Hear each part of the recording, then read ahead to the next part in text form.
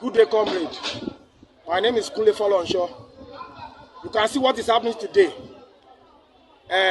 Chief Bodegeorge invite the whole PDP in each local government to his office at Lugard. And to our own belief, we believe that he is trying to settle the issue on ground between our candidate, our president, incoming president, Alhaji Atiku Abubakar, with other G5 governors.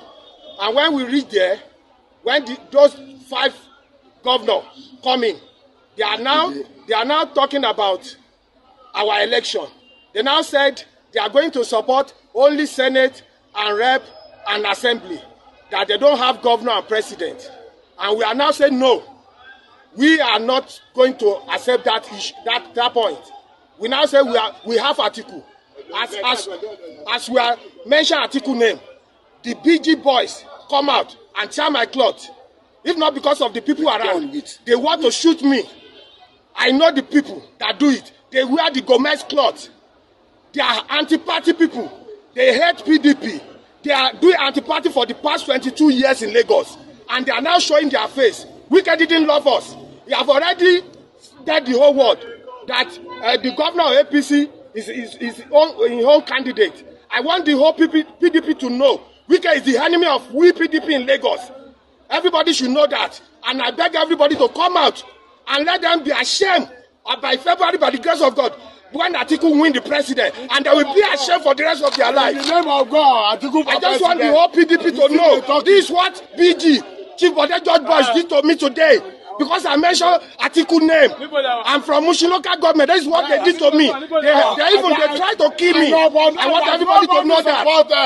Atiku for president. You see they say it. If you elect or not, you must be like that.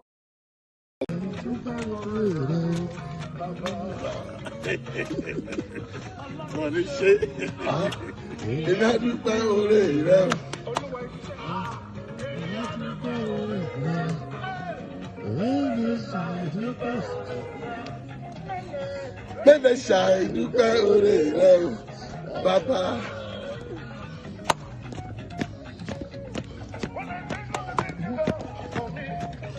Pass. One time.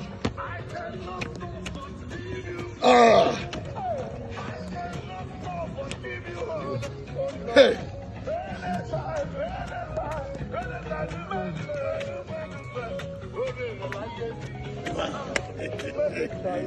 Check the stepping out.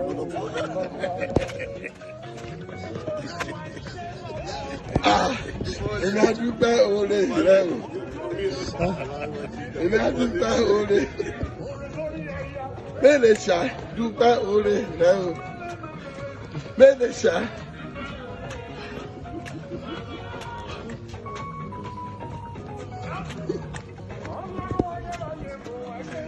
One time.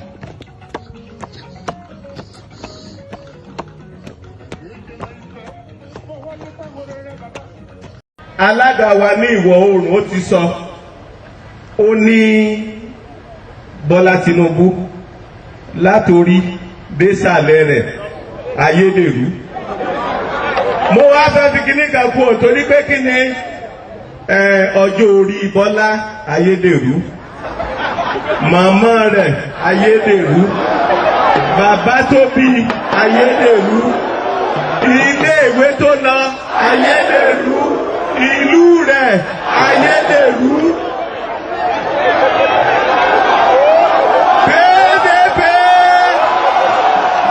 PDP mo wá fẹ́ sọ fún yín lónìí, ń tẹ́bi mọ̀ bóyá arọ́ ni mò ń pa bóyá òótọ́ ni.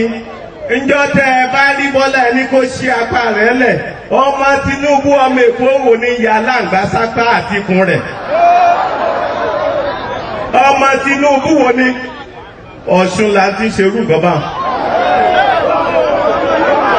Ọ̀ṣun la ti ṣerú gọ́bà. Kò lè dùn mí, gbogbo tó kò lè ṣe. Torí ọmọ tó bá ti ta màmá tó da ẹ̀jẹ̀ sí lójú nù, ọmọ náà ṣègbé. Southern for Tinubu 2023. Àwa nìbò, Tinubu ló kàn. orúkọ yín ká ẹ sọ fún àwọn èèyàn àti pé kí lè fẹ́ kàn sí. Orúkọ tèmi ni Alhaji Musila Ayinde Akinsanya, MC Oluomo. I'm the one of the leaders Oshodi Solo local government APC. Ṣé rí ẹ̀yin àǹtí mi, ẹ̀gbọ́n mi, àbúrò mi, bàbá mi, ẹ̀yin opó, ìsólé Yorùbá ta ní nìyẹn o. Yorùbá ta bèrè wípé ó mọ ìyà tó ń jopó, ó mọ ìyà tó ń jọ̀dọ̀, ó mọ ìyà tó ń jarúgbó, ó mọ ìyà tó ń jẹ àwọn omidan Ìsólé Bọ́lá Ahmed Tinubu.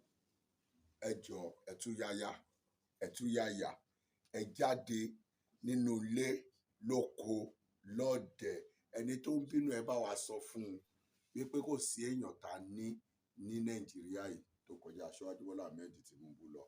Ẹ jẹ́ ká jọ sowọ́pọ̀ ká fi gbé Aṣíwájú Bọ́lá Ahmed Tinubu nìde. Ẹ wo program tó yẹ à ń ṣe yìí. Ta ni ìbò kàn? Àwa ni ìbò. Tinubu ló kàn. Southern for Tinubu. Àwa ni ìbò. Tinubu ló kàn. Bàbá wa gbàgbé o. Bàbá ṣe ń ṣe ti Aṣíwájú Bọ́lá Ahmed Tinubu tán. Látòrí president, senator, rep. Ẹ rántí o, Babájídé Sanwó-Olú, Lagos State tiwantiwa. Ẹ jọ̀ọ́ nítorí Ọlọ́run àti igbákejì ẹ̀ Amsat.